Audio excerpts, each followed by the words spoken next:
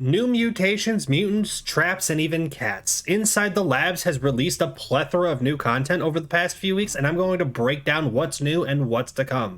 So stay tuned. My name is Shredded Cheese, and I'm a streamer on Twitch and a YouTuber who focuses on all things indie games.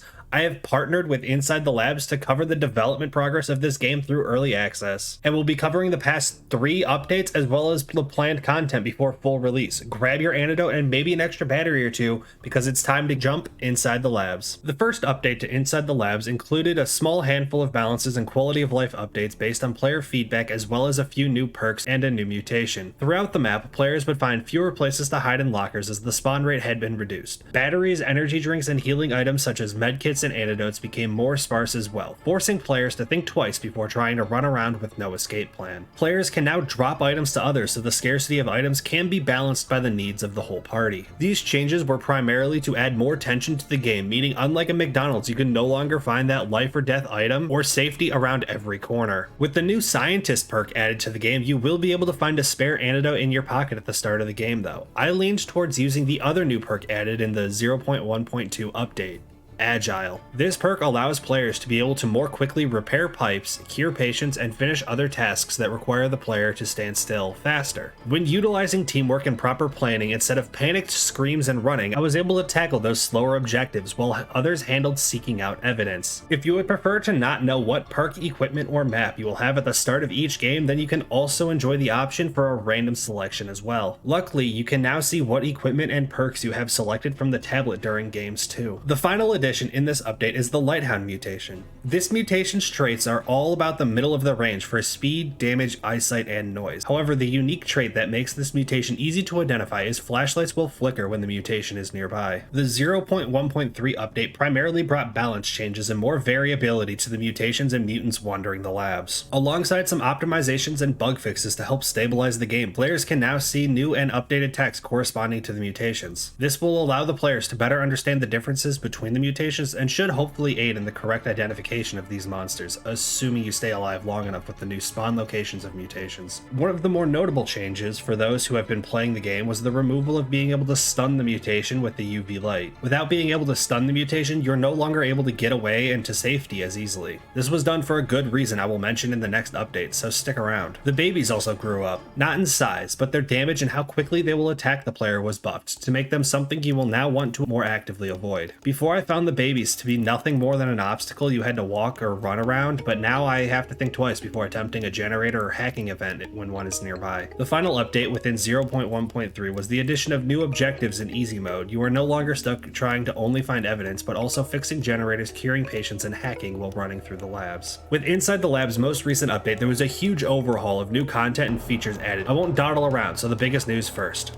There are now cats, and you can pet them. There's no animation of the player's hand actually petting the cats, but they will lie down and meow, which is more than enough for me. If you are currently a rat, then the cats will smack you if you walk up to them, but you will not take any damage. As for the rest of the update, I can get into that too. New mutants have been added that will spawn out of the grotesque nests scattered throughout the lab. The spawn rates will increase as the game goes on and will cause headaches for players attempting to take things slowly. These mutants will hunt and chase the player down, but will perish upon making contact and damaging the player. These mutants can be damaged and killed with a UV light or stopped with the next addition in this content update.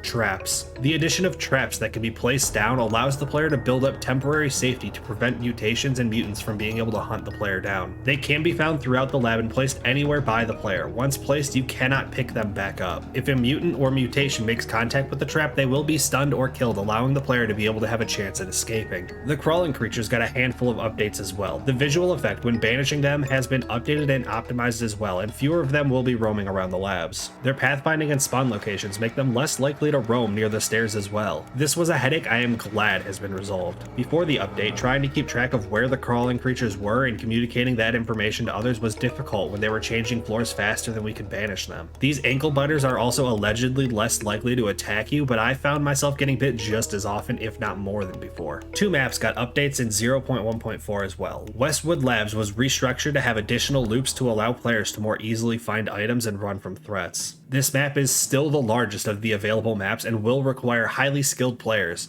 or a large enough group of unskilled players to be able to navigate the 3 floors effectively. As much as this map can be a pain to play, I truly think it's one of the best for a full squad, as the layout makes it impossible for everyone to stick together and still get all the objectives done. The other map that received updates is unfortunately not available to play at the time of this video. Grove Labs has temporarily been removed while the developers reworked the layout after attempted fixes for the high difficulty led to pathfinding of mutants and mutations not correctly working. The plan is to bring this map back with updated layout loops and slightly lesser difficulty. This comes after player feedback that the map was too difficult to navigate and complete tasks on the 2nd and 3rd floor when the mutation was often camping near the stairs. There was also a handful of bug fixes and quality of life updates, including UI updates, translation updates, toggleable crouch, decreasing the UV light recharge speed, babies will grunt when the mutation is near, and an auto pickup option in the settings. I'm currently working on editing this video like right now, and I just saw version 0.1.5 has been released with lots of bug fixes and optimizations.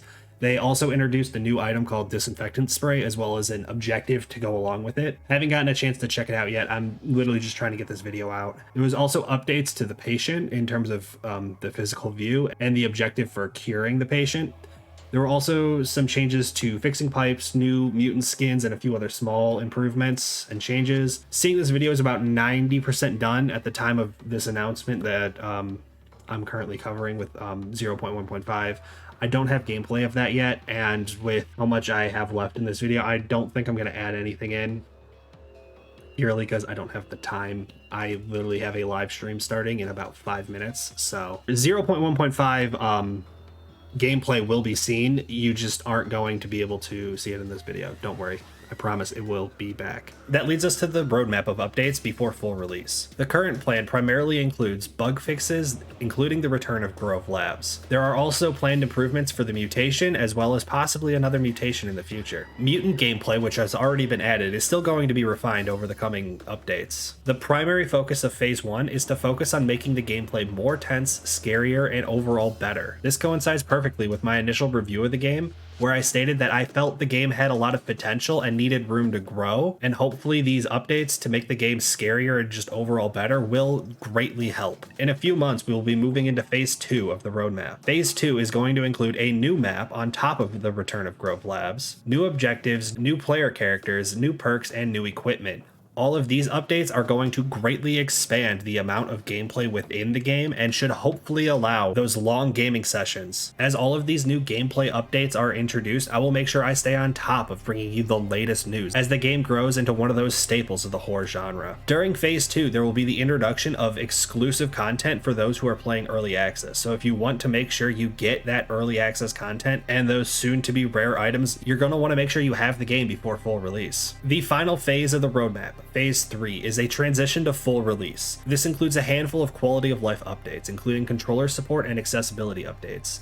There will also be the introduction of a tutorial, so when you go in blind to this game, you're not completely blind. Hopefully this tutorial has an option to be skipped, because I kind of enjoy just diving into games, not knowing what's going on, and just trying to figure stuff out as time goes on. There's also plans to improve chat within the game, including an updated version of proximity chat and an in-game text chat. During Phase 3, they also plan to lock the early access content, as well as reset the levels before full release. That is everything you need to know about Inside the Lab's recent updates. If you want to check out the review for Inside the Labs, you can do so here. Now, I am going to go off script and not worry too much about talking, but I do want to apologize. I know I've been gone from making YouTube videos for about a month and a half. I've been busy trying to find a new actual 9-to-5 job. I've been really focused on trying to make sure I can, have a job and be able to pay bills to be able to continue making the content I wanted, which included I changed up my streaming schedule. I know I mentioned that I stream all the time. I've been playing a lot of older games. I just finished Fallout New Vegas. I'm working on Hollow Knight right now, as well as there's going to be a handful of other games coming up. I highly recommend, if you just want to interact with me more candidly, you want to see me live, if you want to ask any questions, you are more than welcome to pop by and say hello on stream. Or I've been working on a lot of content that you guys just don't see here or on stream. I have a handful of unlisted videos ranging anywhere from me trying to cook, working on my motorcycle, When I travel, I make vlogs of the travel. There's a whole lot of content. If you want to be able to see all of that content, I highly recommend you jump in the Discord. I have a link in the description of every single video I release. As well as moving forwards, I do plan on introducing channel memberships. I don't have the actual tiers figured out and everything yet. I was planning on doing so right around 1,000 subscribers.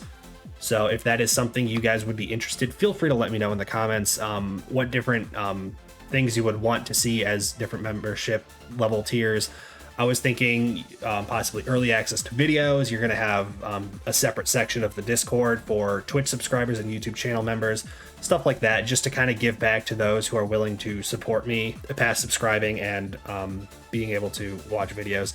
I wanted to give you guys the opportunity to just see more of what I do and kind of what happens behind the scenes and off screen, especially like I have all of this stuff, which this shelf used to be elsewhere in my room, but I have plenty of hobbies outside of just gaming. If you want to be able to see me working on those hobbies, including that is actually a part of my motorcycle right now. It is currently taken off the bike. If you wanted to see more about that kind of content, I highly recommend you jump into the Discord.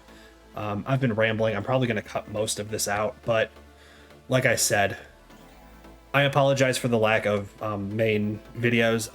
Like I said, I've been busy behind the scenes working on stuff. I've been busy working on a whole bunch of content, and we're going to focus on YouTube a lot more now. So I will see you guys next week because Steam Next Fest is coming up.